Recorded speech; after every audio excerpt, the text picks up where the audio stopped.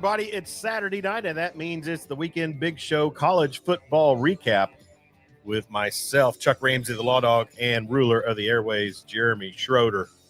Talking college football here with you on a Saturday night as we do throughout the fall. It's really kind of our funnest endeavor because more people are pretty fired up about it, Jeremy, and you're going to talk about fired up. I mean, there's a lot of fan bases that can be fired up today, and there's a lot of fan bases that can kind of be going the opposite. You think, especially here locally, think how happy the people in Tulsa are. Yeah. A rough Friday night for Stillwater, for OSU fans at Stillwater, and we'll get into that. We'll get into the OU Auburn game. Texas Tech goes on the road, gets a big win. Clemson is just completely Clemsoning, and Texas is beating up on a former Southland team. So all is right for the month of September in the world of college football. And we want to remind you that this show is sponsored by CCW Safe for legal self-defense coverage. Plans starting as low as $19 a month. Be sure and check out the link in the description of this broadcast. We want to see you protect your if you utilize your Second Amendment rights to protect your family, you're going to want to check in to CCW Safe, and they handle a lot of stuff for you if you're in a self-defense critical incident, so to speak, and it's a good coverage to have. So we appreciate them, and like I said, the link is there on the scroll and also in the description. We've already got one checking in, Jeremy. Michael Busso saying good evening to us. And we appreciate Michael Busso checking in. And, speaking of our followers and our fans, one of our favorites is got to be Marty Wandry. And Marty is on a cruise right now somewhere in he posted a picture on Facebook, just pristine Atlantic blue water. I mean, he said they were stunned that the sea was that still. And it looked beautiful, and he's on a cruise. But I saw an Oklahoma Lottery Facebook page post a picture of a guy who won $100,000 scratcher that he purchased at Clinton Liquor. and man, Jeremy, I thought, gosh, why did I not get by there and pick up a scratcher? You should have went there and bought him out. Oh yeah. I mean, and my wife always tells me when I buy a lottery ticket, she's like, it won't be someplace, like the Albertsons and Yukon or something where it wins. It'll be some little small place in a smaller town. And she's generally right. And she was right on that one. And it's been it's been like, man, if I just got back there. And so thanks for reminding me to take down the graphic, and that's tripping me up 2 days in a row. So you feel free to say that. I mean, I'm just like, what's going on here? Yeah, you might go ahead to chime in. You might just go ahead and utter that phrase. That's been something I've kind of slipped on lately, and just kind of one of those weary days. But before we get into breaking down and recapping some of the games. Right now, I've got the fourplex on, and Missouri's trying to get a 2-score lead against South Carolina. South Carolina had led that early and then has faltered a bit late. The Hardy kid from Missouri is having a big game, looks like. And then, the Fighting Kurt Signetti's all over Brett Bielema and the Fighting Illini, 42-10 in the third. That was extremely surprising to me. I thought a little bit more of Illinois. Man, I guess Signetti might have him a little bit of a wagon out there. Yeah, he could. So Florida is on second down. DJ Lagway trying to put together some sort of drive for the Gators, and they have been the epochs of futility down there in Coral Gables on the offensive side. But it's it's a tough place to play, and when they're fired up and back into it at the U, it can be real tough. So, but that's going on, as well as Baylor and Arizona State. Touchdown! All right, so Lagway gets the Gators on the board. Big run for him, and so that could make things interesting because it's obvious to me that it seemed like Cristobal felt like the defense could just kind of pull it the rest of the way.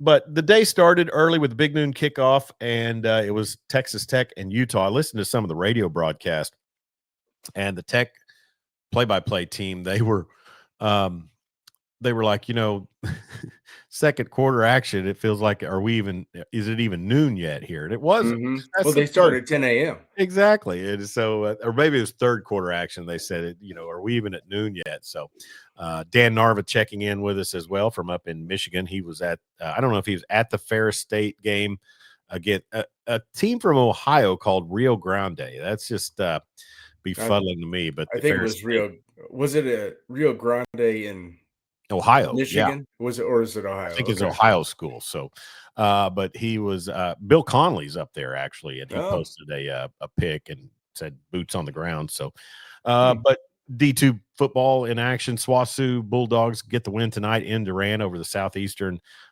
Savage Storm. I left out, it was 28-14 late, so I'm assuming they got the win. And then, like I said, it was we'll start with Texas Tech. Well, actually, I want to ask you a question. Yeah. And this is kind of a serious question. Uh, what's the best mascot in college football? Well, I mean, the best mascot is obviously the Pitt State Gorilla, Yeah, I could see that. but a close second is probably a coked out Michael Irvin ringing the storm siren. I know it's humid in Miami, but man, he is just soaked in sweat down there on the sidelines, and And he's super focused. 55, dude. It's super focused. Yeah, he's just like, I mean, it's like coked up werewolf or something. So it's just like, dude, and I mean, he's getting after it. I mean, he's obviously, I mean, it's either the substances or, I mean, who's the greatest cane? Cocaine. That's right. But so, anyways, but Miami looking the part up until they gave up that Lagway score. Now they're showing some Texas highlights and Arch scrambling, finding wide open receivers. So Got a good one going on down in Baylor. Arizona State's up 13-10. Baylor with the ball at their own 24. that's been a slobber knocker, and that's late in the third. And then, like I said, South Carolina, Shane Beamer needs to get Interception. his team rolling. Florida just Florida, intercepted Carson Beck, Pete Davidson. Pete Davidson light. So Dan Narvis says Rio Grande is near Cincinnati. Well, no, it's not. It's down there in South Texas, pal. That's right. It's in South Texas. So Texas Tech, man, rolls into Salt Lake City, and we talked to Ryan Hyatt from time to time, and I thought about reaching out to him, but with a noon kickoff Eastern time and 10 o'clock kickoff, 11 o'clock kickoff for Ryan in Lubbock, he's probably pretty worn out. But what a slow-moving game, 10-3 at the half. And then Texas Tech just turns on the burners in the fourth with a backup quarterback. That kid was man, he played well. Good runner, pretty dang accurate. Yeah. They don't lose a lot when Morton goes down if that kid's the one taking snaps. No, and their defense is what amazed me really about Texas Tech, was because I'm telling you, I said this on the show yesterday. Devin Dampier was electric at times last year at New Mexico, most of the time. And I think people realize that he's got, a lot of playmaking ability, but Tech just kind of took it all away from him. Yeah, they've got a really good team down there. I mean, they paid enough for it, right? Is Oh, that sure. how we're Yeah. doing it? Yeah. Mike Gundy? 311 passing yards for Tech, 162 for Utah, 173 rushing yards for Tech, and 101 for Utah. That was probably a little skewed late. There's some big chunk plays, I think, in that game. But I listened to it on the radio, and the Learfield, Chris Jensen and Brian Jensen and Chris Level, they were calling it, and they were anticipating that Dampier could turn it on at some point in time, just because that's how you feel about it when you know a guy can make plays. But man, that Texas Tech defense did a solid job, and then the offense got clicking. And Texas Tech they came into today's game ranked 17th. They're going to be 4-0. That's a quality win. They're going to move. Yeah, and Dampier just looked like he was befuddled with Tech's scheme and their speed. Yeah, it just hadn't got like we'll get to that later, but yeah, it was just that's a little different level of competition when you go from playing New Mexico. Was it New Mexico State? Yeah, he was New Mexico. He was a New Lobo. Mexico, yeah. Yeah. Playing their schedule when you're playing Wyoming and the Well, Fresno States of the world to playing, for sure. SEC rosters in the Big 12. And New Mexico, against the better teams in the Mountain West, the Boise States, they struggled like you would expect, But I thought he would go in there with with a little upgrade in talent and things around him to do a little bit more, and he showed it out against UCLA, and Saban gave him a lot of praise in the college game day pregame. But Dan Narva said he wished he'd seen more of that Tech game. Kenny McGuire, Thomas, Oklahoma, checking in. New Mexico. Oh, sorry, wrong comment. Kenny McGuire, quarterback from Arizona State, is pretty dang good. Levitt is good, and Yes, he is. I saw an article that said scouts reevaluated who the number one prospect at quarterback would be, and they said Lenore Sellers. I would think Levitt could be moving up that board. I would think so too. Levitt, Sellers, why do I always Nussmeier, I think, is Nussmeier? still getting love, but we know it's not Arch Manning. Freeze up. All right. So Jeremy's frozen up, and Connard is going to comment, said New Mexico would beat the Hogs. We'll get into Arkansas for you here in just a little bit, Connard, but we will see what goes on with Jeremy's stream as he is frozen at this time. And it could be my computer, could be his. We will see. But so 34-10, Texas Tech wins over Utah in Salt Lake, and that's just not a place where Kyle Whittingham's teams generally falter quite that bad. And it was 2 interceptions apiece and fumble and 3 fumbles for the Utes. So just a dominant defensive performance by the Red Raiders, and nice rushing yardage from Cameron Dickey, and then just a lot of good plays that got Texas Tech in good spots. And Baron Morton, they said, was a concussion issue, but he was 12 of 19 for 142 yards and no touchdowns, but Hammond did pass for 2 touchdowns. So we'll see if we can't get Jeremy back in here on the show and see what we can do about his stream or my stream or something like that. But typical Saturday night for the show, and between production issues on my side and then streaming issues on the other, you just never know. So anyways, but thanks Kenny McGuire for checking in. Dan Narva also Levitt is having a better passing game than some others this year. His wheels are always there. Yeah, and man, you talk about a guy who's also fallen off the cliff as far as a quarterback prospect, and that'd be Cade Klubnik. And when we get Jeremy back on, we'll kind of talk about the whole Clemsoning thing. But it was a bad situation for Dabo Swinney and the Tigers down at home. Just a terrible day, as bad as Arkansas fans want to feel about their loss to Memphis on the road, losing to Syracuse in Death Valley.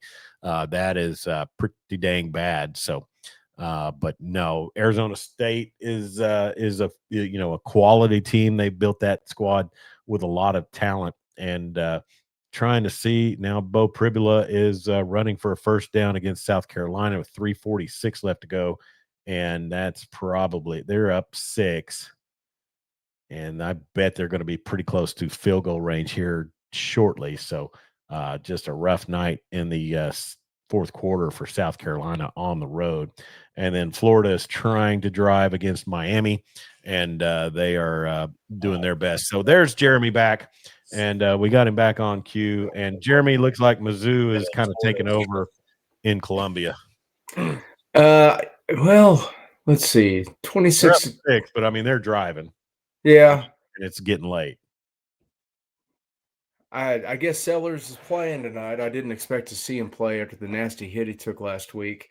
They said he got out of the concussion protocol, rightfully. But so South Carolina loses to Vanderbilt, loses to Missouri. Who's the best team in South Carolina? It's got to be South Carolina. South Carolina State lost today, so it would have to be South Carolina. Yeah. So Coastal Carolina is in North Carolina, aren't they? Yeah, and they're not very good this year. Yeah.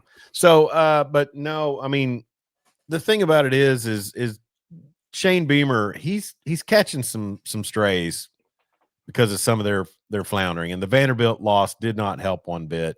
This loss isn't going to be great either, considering you had the lead and just kept giving Missouri chance after chance after chance. But I will say this, Missouri's at home the first 8 weeks of the season. Yeah, it's They crazy, they right? they haven't had to deal with a road trip yet. Nope. How'd that little Fink get that pulled off? I don't know. It must have come free with his last teeth whitening. I hate fat Andy Bernard. I think, put a true serum in him, he probably hates himself. Oh, he should. He totally Yeah. should. So anyways, but so we were talking about Tech, and I kind of mentioned about how just not a lot of teams roll into Salt Lake City and come out of there with a 24-point win. So kudos to Texas Tech. If they wanted to get out on the platform and get somebody from the Big 12 that either wins the championship or comes in second in the playoff, this could be the way. Yeah, save your coach's job too. That's always a plus, right? Don't have to go Now, hire a new one. yeah. Now coaching, schedule strength is off the charts bad. Oh, of course. I mean, that doesn't give them a lot of flexibility as far as dropping Big 12 games, but Yeah, I think they're a quality team, and how about this? Texas Tech with a really solid defense. I know. Think about that phrase. I know. I don't think we've Coach Coach Douchewitz Douchewitz was was a a coach coach of of mine. mine. He's He's a a jerk. jerk. What did he coach you at, Connard? Was that in high school? So anyway, Connor Carr smarting a little bit tonight from the Arkansas debacle in Memphis. I And think that entire program is snake bit. There's something there's that some hoop and jupe on them. some blood magic was used. Yeah. Yeah, I can't explain it. You have the ball at the 5. All you have to do is fall down and kick a field goal, and the kid runs into it and fumbles. Yeah. Yep. That's bad. Man.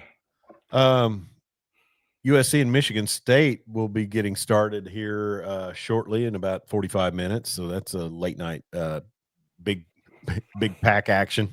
Yeah. Pac-12 after dark. That's right, baby. Texas up on Sam Houston 48-0 in the third. So let's get to, where do you want to go first? You want to go Auburn, Oklahoma, or OSU Tulsa?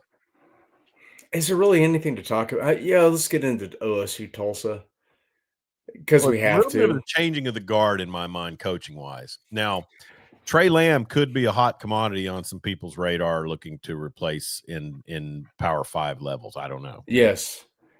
Other than when he called a timeout to take a knee last night, which I didn't understand why he did that. All you got to do is just take a knee. You don't need to do that. No.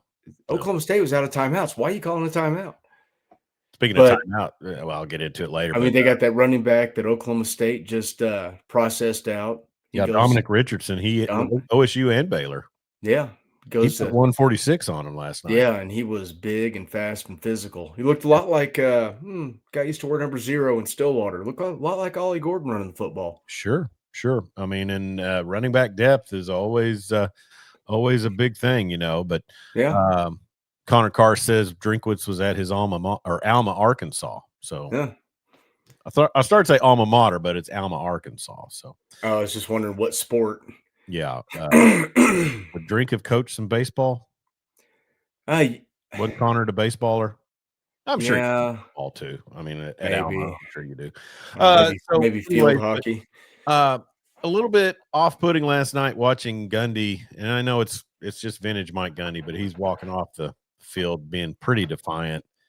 I don't think he's bad. That's as low as that program has sunk since maybe the last couple of years of Pat Jones. The 0-11 season? Yeah. I remember it well. And he hasn't had a lot of these, and he's going to have 2 in a row, which it's concerning. Yeah. Because UT Martin getting blown out today by a group, I think by a Conference USA team. Zane Flores hadn't led a touchdown drive yet this season. No. Kicked a lot of field goals. Yeah. And they had 1 field goal against Oregon. And then what they kicked, how many last night? They lost 19-12, so they kicked 4 last night. Say quick math. You like that? I didn't get to watch the game because I was doing Weatherford Eagles football on Right Media Network, but going back and seeing the highlights and hearing the flow of the game, it reminded me of 1995 OU OSU. Is that the Think Jeff about that game, Bills year? No, Snellenberger that was year. Schnelly. Yeah, When Eric Moore ran into the brick wall right behind the no, end that zone was with that brothers. 98. That was 98. That was Okay. 98 because he was actually having a game. 95, they just total futility on That offense. was that the 12-0 game? Yes, Okay. yeah, and But there were a lot of feudal games that year. well, sure, I still remember Glenn Mason calling, going forward on fourth down about a zillion times in yeah, that game, and yeah, Oklahoma just having no answer for it. uh-huh, yeah. Kenny McGuire says had that calculator handy. So yeah. That's right. Well, and that's the thing is like one team just seemed to be all about the moment, and the other team just seemed to be like, let's just try to end this and get out of here. I mean, It doesn't seem like he ever had that team bought in. he didn't have last year's team bought in, and that team had a lot to play for and a lot of guns. And they had a lot of guys. They had 5 guys drafted. Yeah, and they won 3 ball games. and Ollie Gordon is running very well in the NFL. Yeah, they can figure out how to use him in the NFL, even if it is Miami. Yeah. Well, it was a freshman quarterback that came in for TU, did just enough, 23 of 36, 219 yards and a touchdown. He looked about 12 years old. Baylor Hayes from Brentwood, Tennessee. And was he? I missed it. Was he? Did they bench Kirk Francis or was he hurt? I don't think I was. I wasn't watching it that early, so I don't know what happened with Francis. Okay. Well, I missed out on that. Like I said, I was calling a high school game. But so I mean, is there a clock on Mike Gundy now? Is he? It's at midnight. It's 11:59 on the disaster clock. It's 11:59 and 59. Oh. I don't think he's got any wiggle room. I would not be surprised if we woke up Monday and see that he resigned or he had been fired. You would think that something could really crack open here over the next 18 hours, maybe 36. We talked about this yesterday morning, man. It's a young man's job. It's not a job where you're just going to go and have 20 years of success like Gundy has. Not anymore. Not anymore. Maybe, 5 years ago before the NIL stuff, but not anymore. There's just not enough money up there to go around. They're going to have to hire a guy that's willing to take a lot less money so they can fund a lot of things. They're going to have to find another benefactor for that program. I mean, Cody Campbell's got a lot of money. Maybe they can, sweet talk him a little bit. Yeah. We've got some storms rolling in here to my region, so we'll be keeping an eye on that. I don't know if it's anything hard or serious, but anyways, taking a look at the radar real quick, and we could have something rolling in, and the predictive radar always has it kind of dying down. So Kenny McGuire says Thomas High School could give State a run. I think UCO could give OSU a run right now, and whatever other D2 team in Oklahoma you would want to throw at them, because they just don't seem like they want to play football. Are you south of Woodward? We are south and east of Woodward. South and east of Woodward. Okay. Yeah, you're about to have some stuff come right over the top of you. Kenny McGuire says Chuck could get his big break calling play-by-play for that game. Well, Kenny McGuire is already on the play-by-play for Thomas, so he's one of the voices of Thomas Terrier football, who are undefeated, by the way, and got a big blowout win last night. So Kyle Albert checking in on Facebook. Corn Bible Academy could give the Pokes a run. Is that a real place? They're piling on the Pokes tonight, and I didn't really sign it up for it, but it's happening. But I mean, you said it's a young man's game, and not only is it a young man's game, but I think this is also effective to Saban. Is your days of being an old curmudgeon dealing with these kids are over. Yep. You're not going to be the surly disciplinarian, and I don't even know that going into the whole politics of everything over the past 5 years has anything to do with it, but it sure doesn't help. And we also mentioned their support staff. We mentioned it yesterday morning. They have an athletics director, and then they have the head football coach. Yeah. And somebody correct me if I'm wrong, because I'm not 100% sure, but I'm pretty sure that that's still their structure, and they need to retool that thing like a NFL front office. Yeah. Bring in some Well, people to do the recruiting, do the talent evaluation, get that off the head coach's plate. yeah. Yeah, it's but I mean, you tell me these old guard college football coaches, and Venables I think is pretty flexible because he's always a coordinator at heart, right?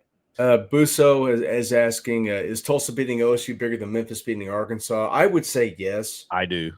because Memphis has a good program, Memphis has pulled off some wins and as of late. they're a really good football team this year. Tulsa's been down, and this is Tulsa hasn't new. they haven't beaten Oklahoma State in Stillwater since what, the 1950s? I think they said, and I don't know if they've beaten them Since in Tulsa, 1998. something like that. Yeah. So, of course, Tulsa came into Norman and won in 05. Yeah. At least we got that offer. Yeah. But no, I agree. I think it is bigger than Memphis beating Arkansas, because out of the American Conference, Tulsa has not had near the success that Memphis has. So, Arkansas is from the SEC, and it does mean more. But so, I don't wish anything bad for Mike Gundy, but I think a lot of folks are just really kind of spent with his act. I think so too. He's been pretty adversarial with the media. He's, like you said, the OAN thing, which, okay, whatever. But you can't tell me that other coaches don't use that against OSU. Oh, I'm sure they do. But go ahead. How many of those guys you think Oklahoma State's actually, recruiting against a major brand for? Well, I'll tell you something. I mean, OSU, I've always kind of felt like OSU can get a leg in on most Tulsa kids, even competing with OU. They've done it with the Presleys. But you got a Presley at Tulsa now. You got a Presley at Tulsa. And, if TU finds a way to keep Trey Lamb, that's going to be a situation where they're going to kind of probably cordon off some of the talent around town. You would hope. I mean, Arkansas comes in, OU gets in, but I mean, when you have to scrap with Tulsa and your OSU for Tulsa talent, that second level of guy that maybe isn't being recruited as hard, but goes to OSU and develops, right? Or he can go to Tulsa and play right away. Yeah. Kyle Albert, does Gundy go elsewhere, or is he done? I think he's done. I don't think he coaches anymore. As much as I would like to see him, choice.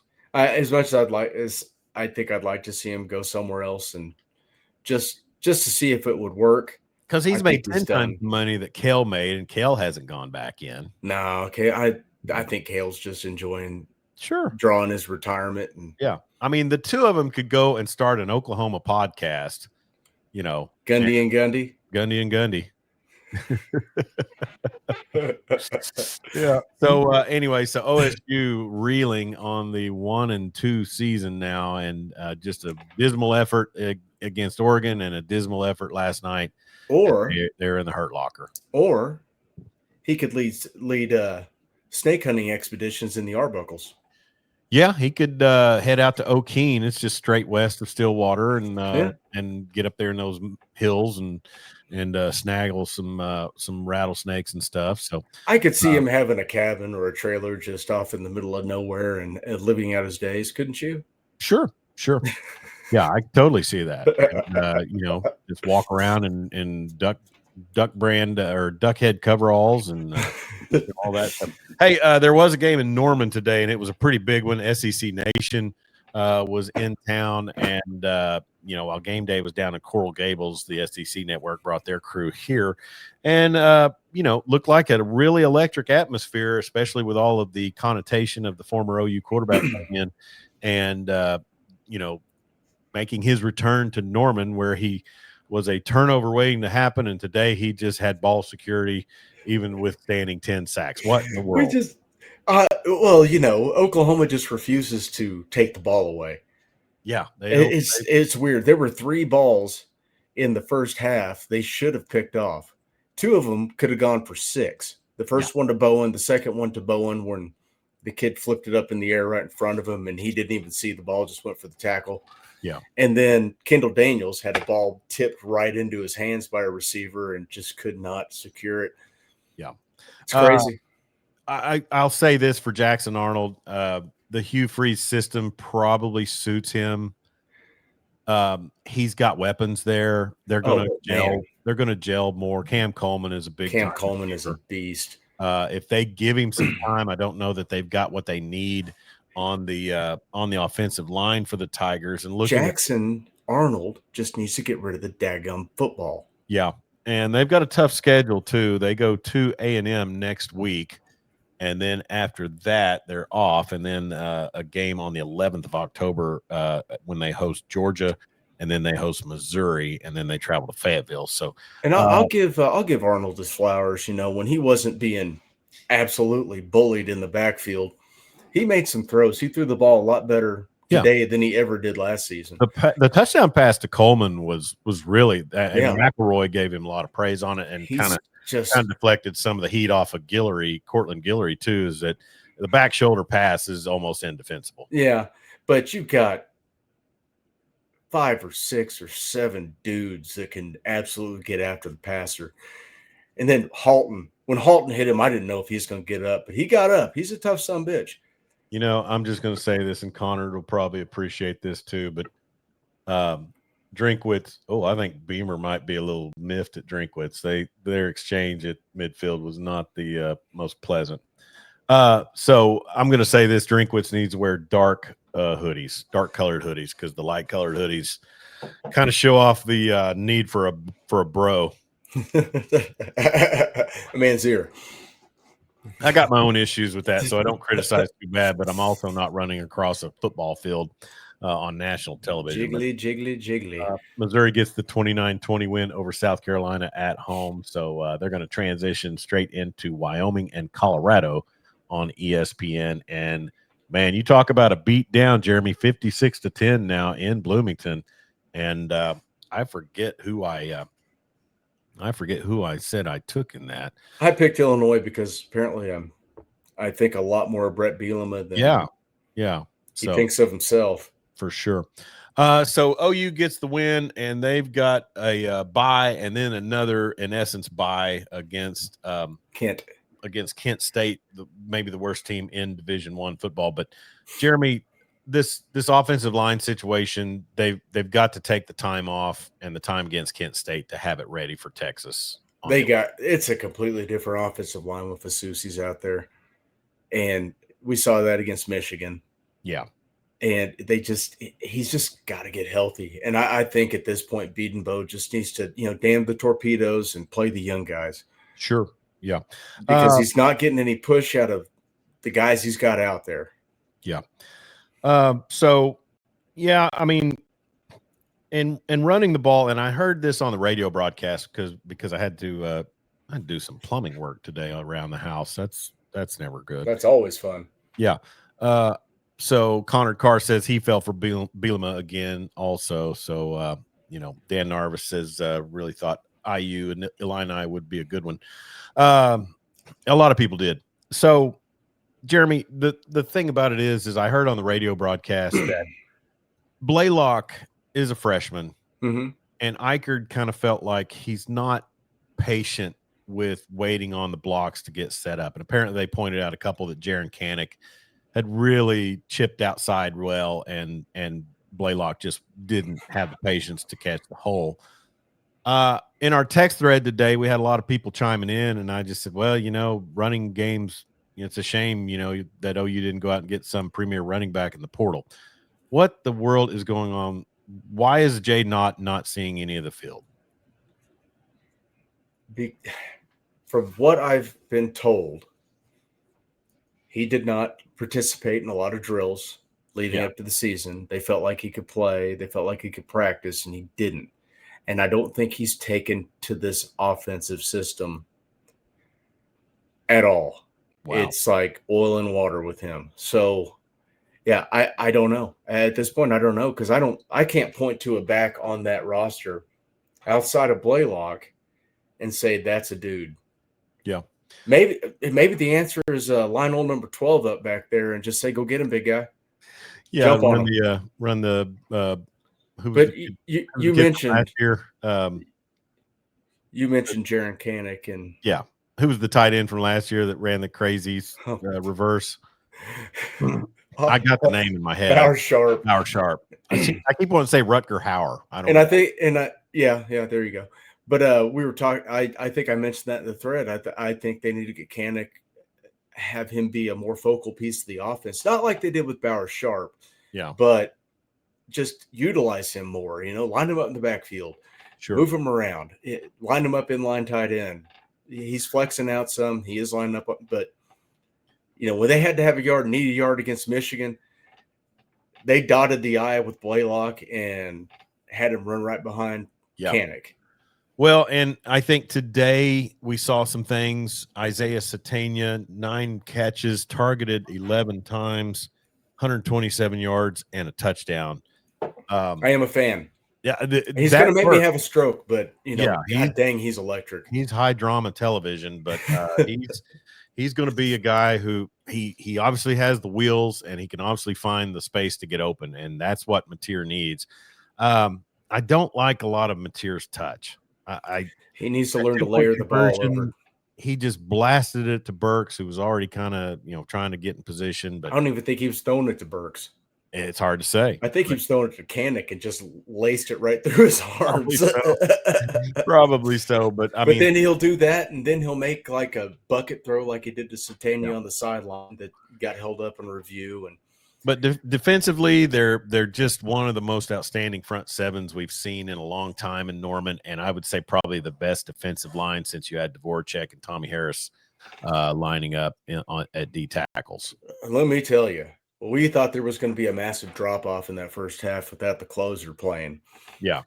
But PJ Adebawore, Marvin Jones, Taylor Wine, they got after David it. Stone had a big day too. But then they brought the closer off the bench in the second half, and he closed. Yeah, he did.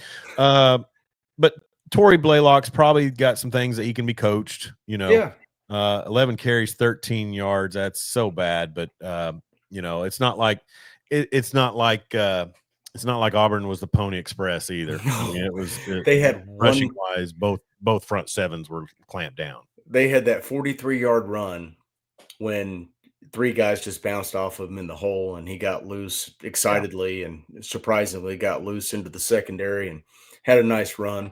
Yeah. But other than that, man, there was nothing, not even quarterback run game. He had a couple times he toted the ball that 4th and 11, and I think he got something on a 3rd down when Wine just absolutely pulled up and whiffed on him when he should have blasted his rear end out of bounds. Yeah. Kenny McGuire says an ex-baseball shortstop doesn't know any other way than to fling it. That is he's got to learn to layer that ball over that first line of defense into that opening behind the linebackers. But he's just miss it. OU punted the ball well. Man, he didn't even start the year as the punter. That's the kid from UCO. He had a 74-yard punt today. Yeah. So exit question on OU is a great win. I'm not taking anything away from him. It's a lot of hype around the situation. If you can grind out a win in a weird football game, because that was a weird football game. Yeah. Tons of penalties. Hell, they had 9 penalties for 99 yards in the 4th quarter. Oklahoma did. Won the game. Felt like it should have been a winning going away. They're not playing well. They're not playing well yet. They're not peaked. Yeah. Let's hold off on that peak. Let's peak in 3 weeks. In Dallas. A couple of PIs that they missed, but really I don't think it affected Auburn score. The trick play that was the PI that was missed. You run the trick play, you run the risk of having the official out of position. Yeah. I mean, that's just that. I mean, that's how I see that. But with that, I mean, they went down and scored. Yeah, they did. Holding, a lot of holding didn't get called, and then it gets called late. So a lot of Auburn fans pissed off that that weird pick on Satania when he's running an out route and the guy runs right into him. Yeah, I watched it over and over and over. I've seen way more obvious picks not get called than that. Yeah. The second one, okay, I'll give you that one. He did run right into the guy with his hands up. Sure. That one, that was silly. Yeah. So I guess Arizona State, according to Dan Narva, quick strike by Sparky, so that one's just really going down to the wire, and that's good for the Big 12. They need it. They need heavyweight showdowns in these games, and Arizona State. I mean, I'll just say this: Iowa State. If I had to handicap the Big 12 right now, and I know Arizona State's got a lot of talent, I'd go Texas Tech and Iowa State. Did I say Arizona State has a lot of talent? Yeah, Yeah. I think I'd probably take right now today. I'd probably take Tech and Iowa State to be in the championship game. same. You've always got to wait for those weird losses that Matt Campbell teams have. Oh yeah, and And Tech, they're coming in conference this year because they didn't happen out of conference. yeah, and Tech. I'll just say that's got to be the best road win in the Big 12 this season so far. It definitely is. Yeah. Yeah, you go. I mean, there's not a lot of teams that go into Salt Lake and win, and they went in there and won handily with a backup quarterback. For sure. They, like I said, they will move up. Looking at their schedule, the Red Raiders are at Houston in 2 weeks. And so they get a bye, see what they can do with Baron Morton's health. I'm pretty certain they said he hit his head hard. Oh yeah, on the it turf. bounced on the turf. Yeah. Then they host Kansas, and then they go to Tempe. So Saturday, October 18th could be a huge one. Then you wrap up with Kansas State, BYU, and Central Florida, who the Fighting Scott Frosts got all over Bill Belichick today.